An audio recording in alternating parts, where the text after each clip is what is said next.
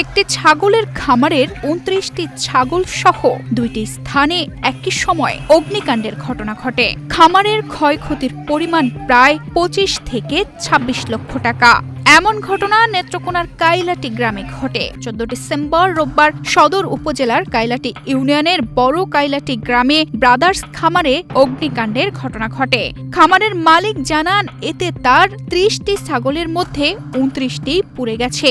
আমার ৩০টা ছাগল ছিল, এখানে প্রায় ২৯টা ছাগলই মারা গেছে, পুড়ে মারা গেছে এই ঘরে। আর খড়ের যে ঘরটা ছিল, খড় সহ ওই ঘরটা পুড়ে গেছে। আর আমার গুদাম যেটা ছিল এটা সম্পূর্ণরূপে পুড়ে গেছে। ওখানে মাছ, মুরগি, গরু, ছাগল সবগুলো খাবার ছিল, ওই খাবারগুলো পুড়ে গেছে। ফায়ার ব্রিগেডকে ফোন করি। ফায়ার ব্রিগেডকে ফোন করে আমি বাসা থেকে এদিকে রওনা হই।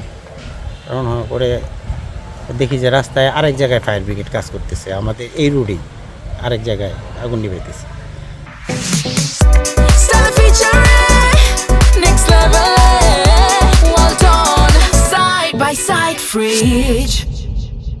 স্থানীয়রা বলছেন, এটি পরিকল্পিত অগ্নিকাণ্ড। মেইন সড়কের পাশে এই এলাকায় শেষ ২০ থেকে ৩০ বছরে এমন ঘটনা ঘটেনি। স্থানীয় সূত্রে আরও জানা যায়, রাতের দিকে ওই সড়কে জয় বাংলা স্লোগানে একটি মশাল মিছিল বের হয়। মিছিলের পর ভোর ৪টার দিকে অগ্নিকাণ্ডের ঘটনা ঘটে। মানুষের কাজ হইলো আল্লাহর গজব পড়ু। খবর পেয়ে নেত্রকোনা ফায়ার সার্ভিসের ৪টি ইউনিট দ্রুত পৌঁছে আগুন নিয়ন্ত্রণে আনে। ফায়ার সার্ভিসের স্টেশন মাস্টার খানে আলম খান জানান, ৩টি ঘর সম্পূর্ণ পুড়ে গেছে। ফায়ার সার্ভিস দ্রুত আগুন নিয়ন্ত্রণে এনেছে। ক্ষয়ক্ষতির পরিমাণ বড়।